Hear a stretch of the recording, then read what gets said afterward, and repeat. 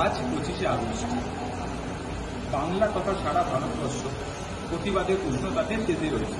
এমতকালে বাংলা সাহিত্যের স্নিগ্ধতা দিয়ে মানুষের মন জয় করতে প্রকাশ পেল ছায়াবৃত্ত বলে একটি কবিতার মত।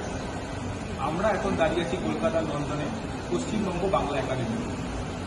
সামনে সভাকক্ষ, এখানে অনুষ্ঠানটি চলছে। আসুন আমরা দেখে নিই অনুষ্ঠানটি কেমন চলছে এবং ওনাদের একটি কর্মচারীর সাথে আমরা কথা বলবো, জানবো ছায়াবৃত্ত সম্পর্কে।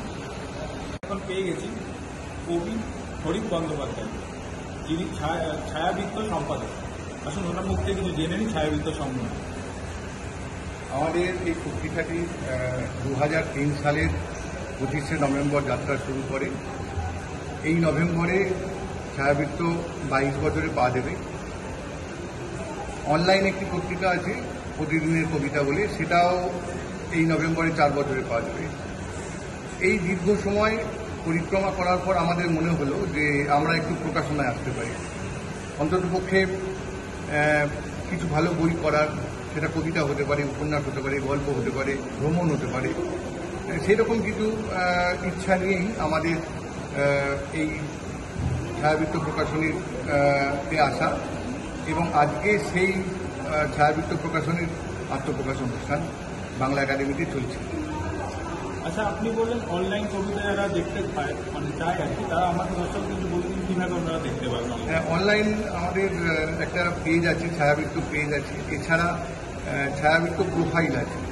কেউ যদি ফেসবুকে গিয়ে ছায়াবৃত্ত বাংলায় টাইপ করে তাহলে তিনি দেখতে পেয়ে যাবেন যে ছায়াবৃত্ত পত্রিকা বলে একটি প্রোফাইল সামনে আসবে এবং সেটি একটি ফ্রেন্ড রিকোয়েস্ট পাঠালে আমরা পেয়ে যাব। শুধু তাই নয়, এখানে প্রতিদিন 2 থেকে 3টে কবিতা প্রকাশিত হয়। এবারে এই আজকে নিয়ে সেই সংখ্যাটা 2867। ধন্যবাদ হরিশবাবুকে। আসুন আমরা ভিতরে একবার দেখি কিরকমভাবে অনুষ্ঠানটি চলছে।